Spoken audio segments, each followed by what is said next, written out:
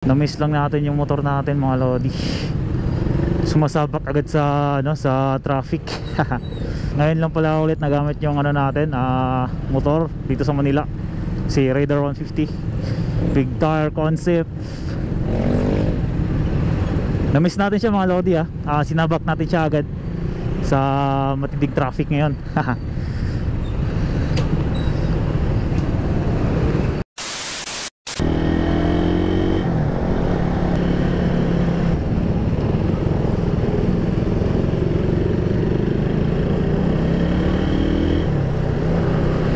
So yun, what's up mga lodi, balik lang natin galing probinsya, Zamboanga, Sibugay, yun, probinsya natin.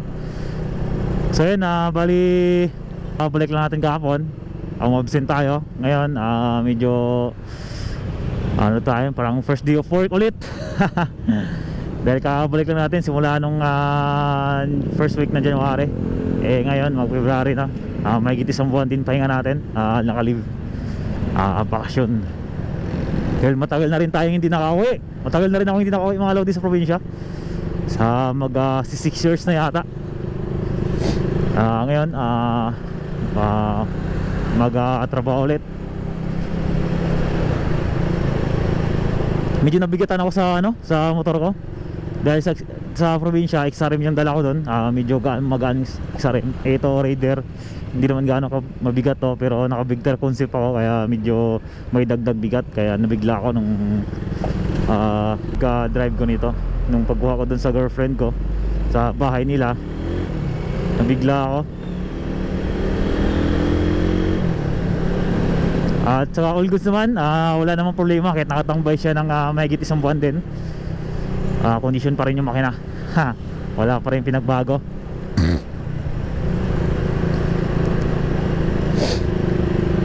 Medyo medyo kulang ng hangin yung motor ko ngayon dahil sa tagal-tagal pa namang nakatambay sa bahay ng jowa ko. Kaya medyo talaga, medyo nabawasan ng hangin yung gulong.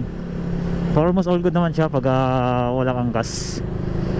May dala naman akong dito, maliit na bomba. Hindi yung bomba na pumuputok mga lodi sa hangin, bomba sa hangin.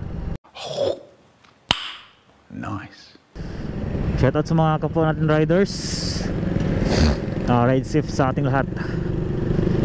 Medyo sinisipon pa ako ngayon dahil sobrang lamig kanina, naligo ako.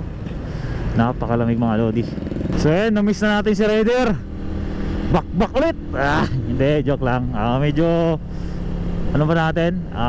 Warm up muna natin dahil kakaandar lang ito Huwag natin muna babakbakin dahil kawawa yung motor natin.